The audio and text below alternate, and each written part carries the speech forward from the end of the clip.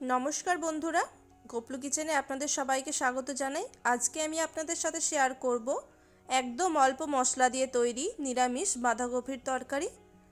অল্প মশলা দিয়ে তৈরি হলেও কিন্তু এই রকম বাঁধাকপির তরকারি রুটি পরোটার সাথে খেতে বেশ ভালোই লাগে। তাহলে চলুন দেখে নিই রেসিপিটা। এখানে আমি নিয়েছি প্রায় 300 গ্রামের মতো বাঁধাকপি, যেটাকে একদম পাতলা করে কেটে ধুয়ে তারপর জলটা ঝরিয়ে নিয়েছি। আর সাথে দুটো আলু এরকম বড় বড় টুকরো করে কেটেছি।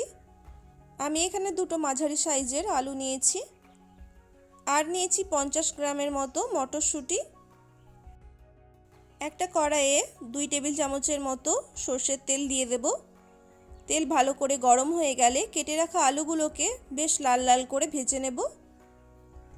বন্ধুরা, আমি কিন্তু বাঁধাকপির রেসিপি আগেও একবার শেয়ার করেছিলাম মাছের মাথা দিয়ে। আপনারা চাইলে ভিডিও শেষে গিয়ে রেসিপিটা দেখে নিতে পারেন। আলুগুলো এখানে আমার লাল করে ভেজে নেওয়া হয়ে গেছে। এবার এগুলিকে আমি তুলে নিচ্ছি।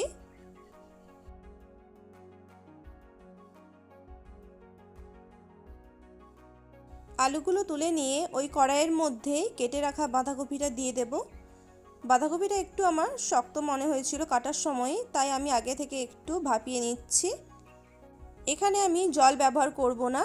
ঢাকা দিয়ে মিডিয়াম ফ্লেমে 5 থেকে 6 মিনিটের জন্য বাঁধাকপিটা সেদ্ধ হতে দেব। এভাবে বাঁধাকপিটা আগে থেকে একটু ভাপিয়ে নিলে কিন্তু খুব তাড়াতাড়ি রান্না হয়ে যায়। মাঝে একবার ঢাকা খুলে আমি নেড়েচেড়ে নিচ্ছি। আর দেখুন, একটু ঢাকা দেওয়ার পরই বাঁধাকপিটা বেশ নরম হতে শুরু করেছে। এরকম একটু মিশিয়ে নিয়ে আবার ঢাকা দিয়ে দিচ্ছি।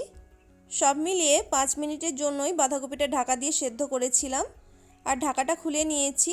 গ্যাসের ফ্লেমটা একটু বাড়িয়ে দিয়ে বাঁধাকপিটা একটু নাড়াচাড়া করে নিচ্ছি। তারপর বাঁধাকপিটা আমি একটা পাত্রের মধ্যে ঢেলে নিচ্ছি। বাঁধাকপিটা ভাপিয়ে নেওয়ার পর আমি ঝুড়ির মধ্যে ঢেলে নিয়েছি। এরপর কড়াইয়ের মধ্যে পুনরায় 2 টেবিল চামচের মতো সর্ষের তেল দিয়ে দেব। তেল গরম হয়ে গেলে ফোড়নে 1/2 টিস্পুন গোটা জিরে আর দুটো কাঁচা লঙ্কা দিয়ে দেব। আপনারা চাইলে এখানে শুকনো লঙ্কাও দিতে পারেন কাঁচা লঙ্কার পরিবর্তে। জিরে আর কাঁচা লঙ্কাটা একটু ভেজে নিয়ে দিয়ে দিচ্ছি একটা টমেটো কুচি। এখানে আমি একটা মিডিয়াম সাইজের টমেটো নিয়েছিলাম। টমেটোটাও বাকি সব কিছুর সাথে একটু নেড়েচেড়ে নিচ্ছি। আর টমেটোটা একটু গলিয়ে নেওয়ার জন্য দিয়ে দিয়েছি অল্প একটু লবণ। এতে কিন্তু টমেটো খুব তাড়াতাড়ি নরম হয়ে যায়।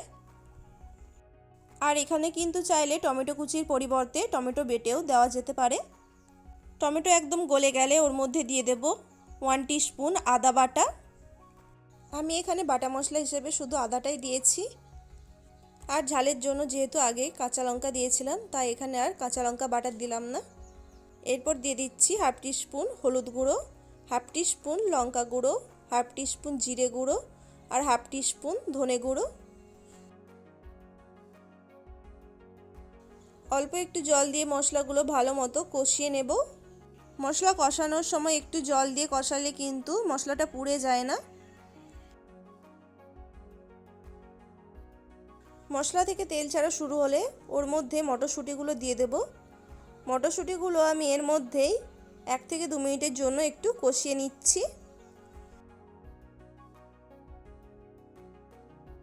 মটরশুঁটিগুলো অল্প একটু মশলার সাথে কষিয়ে নিয়ে ওর মধ্যে দিয়ে দেব ভেজে রাখা আলুগুলো। আর ওরই সাথে বাঁধাকপিটাও দিয়ে দেব, যেটা আমি আগে থেকে ভাপিয়ে রেখেছিলাম।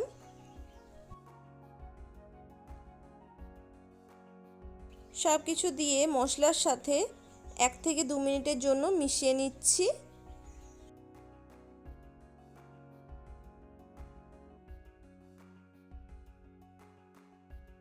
তারপর আলু সেদ্ধ হওয়ার জন্য পরিমাণ মতো জল দিয়ে দেব। এখানে যেহেতু আমি বাঁধাকপিটা আগে থেকে সেদ্ধ করে রেখেছিলাম, তাই অল্প একটু জল দিলাম শুধুমাত্র আলুটা সেদ্ধ হওয়ার জন্য। জল দিয়ে ভালো মতো সব কিছু একটু মিশিয়ে নিচ্ছি। তারপর এর মধ্যে দিয়ে দেব পরিমাণ মতো লবণ। আর যেহেতু নিরামিষ তরকারি, তাই জন্য দিচ্ছি 1/2 টিস্পুনের মতো চিনি। লবণ চিনিটা দিয়ে ভালো মতো সব কিছু একবার মিশিয়ে দিচ্ছি। তারপর ঢাকা দিয়ে আরও 5 মিনিটের জন্য রান্না করে নেব, যাতে সমস্ত কিছু ভালো মতো সেদ্ধ হয়ে যায়। 5 মিনিট পর ঢাকাটা খুলে নিয়েছি। এখানে কিন্তু সব কিছু ভালো মতো সেদ্ধ হয়ে গেছে আর জলটাও কিন্তু প্রায় শুকিয়ে গেছে। ঢাকাটা খুলে নিয়ে আরও 1 থেকে 2 মিনিটের জন্য মিশিয়ে নিচ্ছি। এতে তরকারির মধ্যে থাকা এক্সট্রা জলটাও শুকিয়ে যাবে। সবশেষে এবার দিয়ে দেব 1/2 টিস্পুন গরম মশলার গুঁড়ো আর দিচ্ছি একটু ধনেপাতা কুচি। এগুলিকেও একবার ভালো মতো মিশিয়ে দিচ্ছি।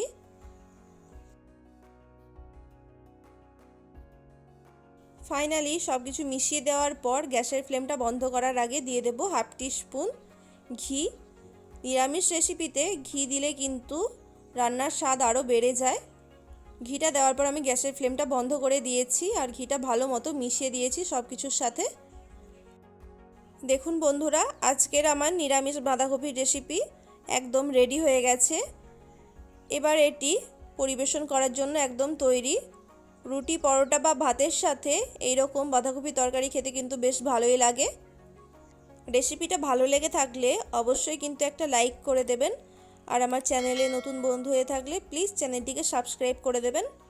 সবাই ভালো থাকবেন, সুস্থ থাকবেন। রেসিপিটা সম্পূর্ণ দেখার জন্য অসংখ্য ধন্যবাদ।